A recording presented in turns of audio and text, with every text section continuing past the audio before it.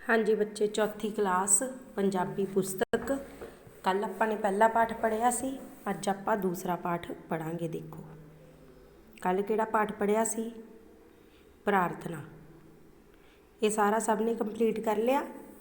चौथी वाले बच्चों ने कल मैंने लिखे पिक्स भी पाइया सीगियां, ये सारियां। ये सारा काम कॉपीज़ ते कर लेना, ठीक है। अज आपां दूसरा पाठ पढ़ांगे।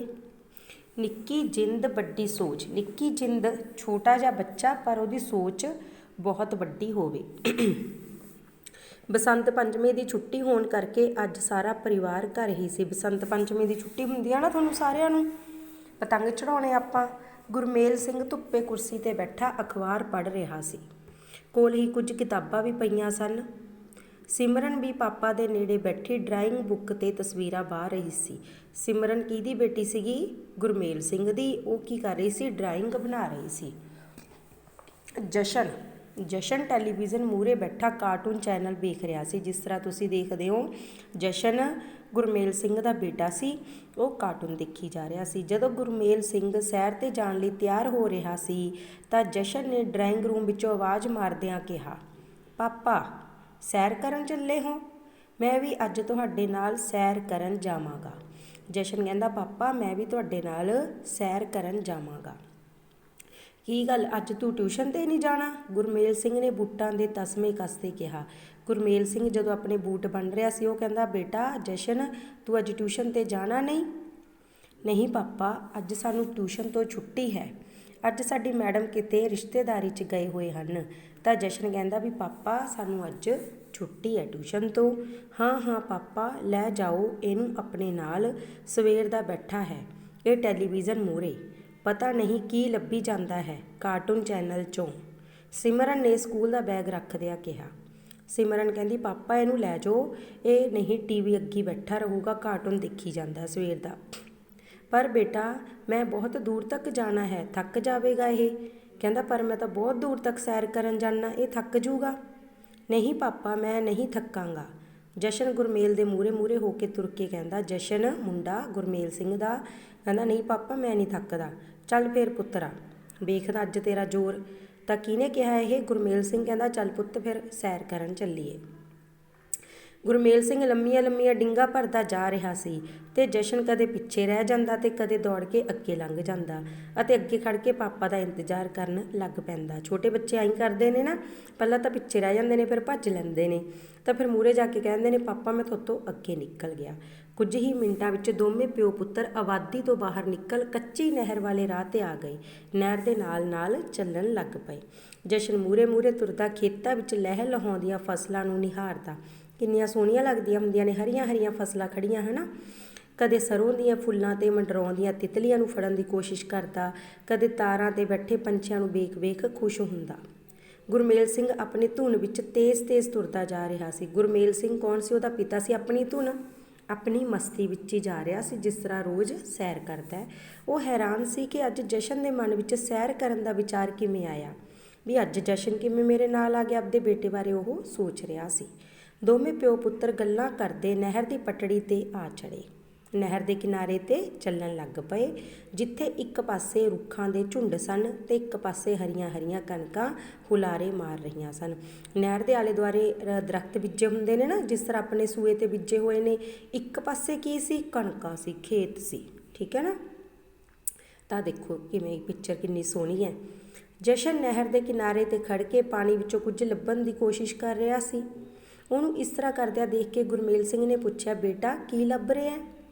ਗੁਰਮੇਲ ਸਿੰਘ ਕਹਿੰਦਾ ਜਸ਼ਨ ਨੂੰ, ਕਹਿੰਦਾ ਬੇਟੇ ਪਾਣੀ ਵਿੱਚੋਂ ਕੀ ਲੱਭ ਰਿਹਾ? ਪਾਪਾ ਪ੍ਰਵਾਸੀ ਪੰਛੀ ਲੱਭ ਰਿਹਾ ਹਾਂ। ਪ੍ਰਵਾਸੀ ਪੰਛੀ ਬੱਚੋ ਪਤਾ ਕਿਹੜੇ ਹੁੰਦੇ ਨੇ? ਜਿਹੜੇ ਦੂਰ ਦੇਸ਼ਾਂ ਤੋਂ ਆਉਂਦੇ ਨੇ ਆਪਣੇ ਦੇਸ਼ ਵਿੱਚ, ਠੀਕ ਹੈ। ਮੌਸਮ ਬਦਲਣ ਤੋਂ ਬਾਅਦ ਉਹ ਬਹੁਤ ਦੂਰੋਂ ਦੂਰੋਂ ਆਉਂਦੇ ਨੇ, ਉਹਨਾਂ ਨੂੰ ਪ੍ਰਵਾਸੀ ਪੰਛੀ ਕਹਿੰਦੇ ਨੇ।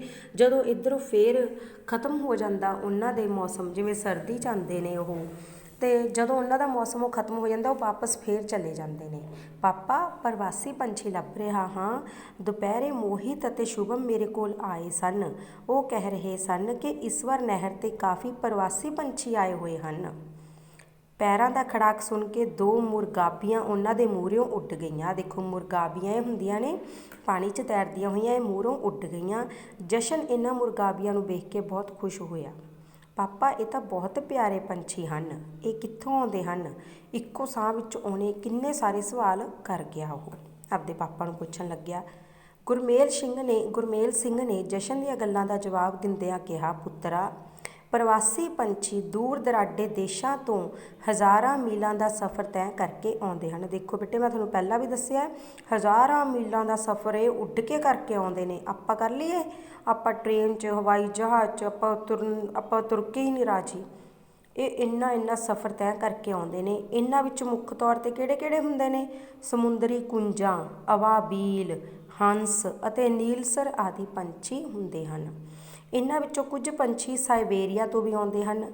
ਕਈ ਪੰਛੀ ਸੈਂਕੜੇ ਹਜ਼ਾਰਾਂ ਕਿਲੋਮੀਟਰਾਂ ਦਾ, ਸੈਂਕੜੇ ਕੀ ਹੁੰਦਾ? 100, 200, 300 ਕਿਲੋਮੀਟਰ ਜਾਂ ਹਜ਼ਾਰਾਂ, 1000, 2000, 3000 ਕਿਲੋਮੀਟਰ ਦਾ ਸਫ਼ਰ ਤੈਅ ਕਰਕੇ ਭਾਰਤ ਆਉਂਦੇ ਹਨ। ਰੁੱਤ ਬਦਲਦਿਆਂ ਹੀ ਇਹ ਪੰਛੀ ਵਾਪਸ ਚਲੇ ਜਾਂਦੇ ਹਨ। ਇਸ ਲਈ ਇਹ ਪੰਛੀ ਸਾਡੇ ਮਹਿਮਾਨ ਹੁੰਦੇ ਹਨ, ਕਿਉਂਕਿ ਇਹ ਰੁੱਤ ਦੇ ਕੁਝ ਕੁ ਮਹੀਨੇ ਹੀ ਆਪਣੇ ਦੇਸ਼ ਵਿੱਚ ਰਹਿੰਦੇ ਹਨ। ਇਹ ਗੱਲ ਮੈਂ ਮੋਹਿਤ ਤੇ ਸ਼ੁਭਮ ਹੋਰਾਂ ਨੂੰ ਵੀ ਸਮਝਾਵਾਂਗਾ, ਜਸ਼ਨ ਨੇ ਗੰਭੀਰ ਹੁੰਦਿਆਂ ਕਿਹਾ। ਗੰਭੀਰ ਪੂਰੀ ਡੂੰਘੀ ਸੋਚ ਦੇ ਵਿੱਚ ਹੋ ਕੇ ਵੀ ਹਾਂ ਮੈਂ ਆਪਦੇ ਦੋਸਤਾਂ ਨੂੰ ਦੱਸੂ। ਜਿਵੇਂ ਆਪਾਂ ਨੂੰ ਪਤਾ ਲੱਗ ਜੇ ਆਪਾਂ ਆਪਦੇ ਦੋਸਤਾਂ 'ਤੇ ਫਿਰ ਮਾਰਦੇ ਹੁੰਦੇ ਆ ਨਾ ਫੁਕਰੀ, ਤਾਂ ਉਹ ਵੀ ਕਹਿੰਦਾ ਮੈਂ ਵੀ ਦੱਸੂ ਉਹਨਾਂ ਨੂੰ। ਗੁਰਮੇਲ ਸਿੰਘ ਨੂੰ ਲੱਗਿਆ ਜਿਵੇਂ ਜਸ਼ਨ ਥੱਕ ਗਿਆ ਹੋਵੇ, ਪਰ ਉਹ ਸਵਾਲ 'ਤੇ ਸਵਾਲ ਕਰੀ ਜਾ ਰਿਹਾ ਸੀ। ਸਾਹਮਣੇ ਖੇਤਾਂ 'ਤੇ ਕੰਡਿਆਲੀ ਤਾਰ ਲੱਗੀ ਵੇਖ ਕੇ ਜਸ਼ਨ ਫੇਰ ਬੋਲ ਪਿਆ, ਪਾਪਾ ਉਹ ਸਾਹਮਣੇ ਵਾਲੇ ਖੇਤ ਖਾਲੀ ਕਿਉਂ ਪਏ ਨੇ? ਅੱਗੇ ਆਲੇ ਦੁਆਲੇ ਤਾਰਾਂ ਲਾ ਦਿੰਦੇ ਨੇ ਨਾ ਖੇਤਾਂ ਵਾਲੇ, ਕਿਉਂ ਲਾਉਂਦੇ ਨੇ? ਕਿਉਂਕਿ ਕੋਈ ਜਾਨਵਰ ਨਾ ਵੜ ਜੇ ਅੰਦਰ। ਜੇ ਕੋਈ ਜਾਨਵਰ ਵੜ ਗਿਆ, ਕੋਈ ਮਤਲਬ ਜੋ ਵੀ ਹੁੰਦੇ ਨੇ, ਤਾਂ ਸਾਰੀ ਉਹਨਾਂ ਦੀ ਫਸਲ ਖਰਾਬ ਕਰ ਦੇਣਗੇ, ਠੀਕ ਹੈ ਨਾ। ਤਾਂ ਬੇਟਾ ਉਹ ਸਾਹਮਣੇ ਵਾਲੇ ਖੇਤ ਖਾਲੀ ਕਿਉਂ ਪਏ ਹਨ? ਜਸ਼ਨ ਕਹਿੰਦਾ, ਬੇਟਾ ਇਹ ਜ਼ਮੀਨ ਕਿਸੇ ਕਿਸਾਨ ਨੇ ਕਿਸੇ ਕੰਪਨੀ ਨੂੰ ਵੇਚ ਦਿੱਤੀ ਹੈ। ਜਦੋਂ ਕੰਪਨੀ ਨੂੰ ਵੇਚਤੀ ਤਾਂ ਉੱਥੇ ਫਸਲ ਥੋੜ੍ਹੀ ਬੀਜਾਂਗੇ, ਉੱਥੇ ਕੰਪਨੀ ਆਪਦੀ ਹੁਣ ਵੱਡੀ ਬਿਲਡਿੰਗ ਬਣਾਊਗੀ, ਫੈਕਟਰੀ ਬਣਾਊਗੀ। ਵੇਚ ਦਿੱਤੀ ਹੈ? ਜਸ਼ਨ ਨੇ ਹੈਰਾਨ ਹੁੰਦਿਆਂ ਕਿਹਾ। ਪਾਪਾ ਦਾਦੀ ਮਾਂ ਕਹਿੰਦੇ ਸਨ ਕਿ ਇਹ ਧਰਤੀ ਤਾਂ ਪੂਜਣਯੋਗ ਹੁੰਦੀ ਹੈ ਅਤੇ ਨਾਲੇ ਇਹ ਸਾਡੀ ਮਾਂ ਹੁੰਦੀ ਹੈ।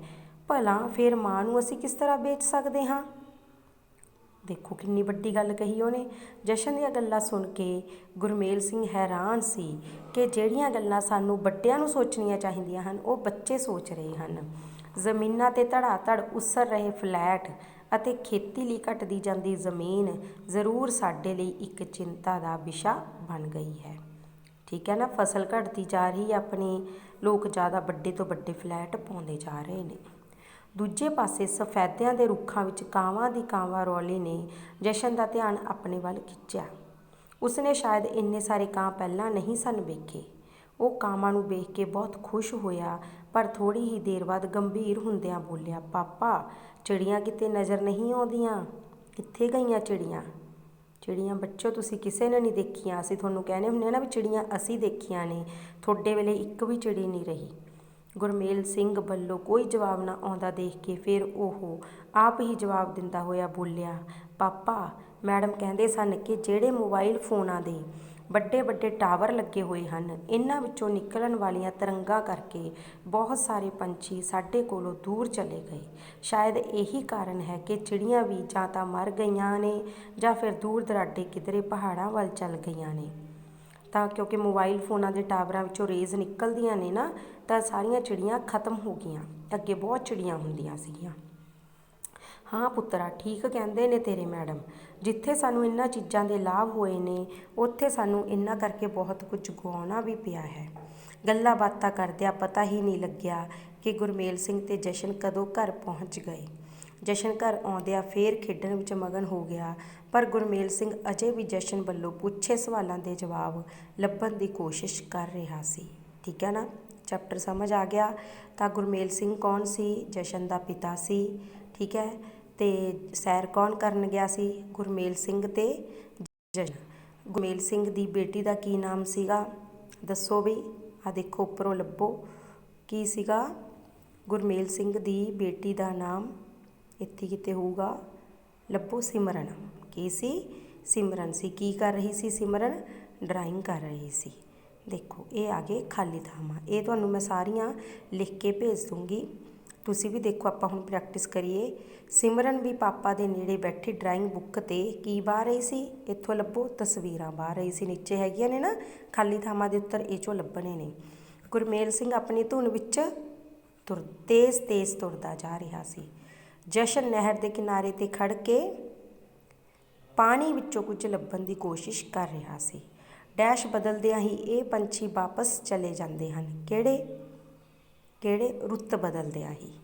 ਉਹ ਡੈਸ਼ ਨੂੰ ਦੇਖ ਕੇ ਬਹੁਤ ਖੁਸ਼ ਹੋਇਆ। ਉਹ ਕਾਵਾਂ ਨੂੰ ਦੇਖ ਕੇ ਬਹੁਤ ਖੁਸ਼ ਹੋਇਆ। ਠੀਕ ਹੈ। ਆ ਤੁਹਾਨੂੰ ਸਾਰੇ ਪ੍ਰਸ਼ਨ ਉੱਤਰ ਮੈਂ ਤੁਹਾਨੂੰ ਸੈਂਡ ਕਰ ਦੂੰਗੀ। ਆ ਸ਼ੁੱਧ ਕਰਕੇ ਲਿਖਣੀਆਂ ਨੇ, ਇਹ ਵੀ ਤੁਹਾਨੂੰ ਸਾਰਾ ਕੁਝ ਲਿਖ ਕੇ ਮੈਂ ਕਰ ਦੂੰ। ਵਾਕਾਂ ਵਿੱਚ ਵਰਤੋ।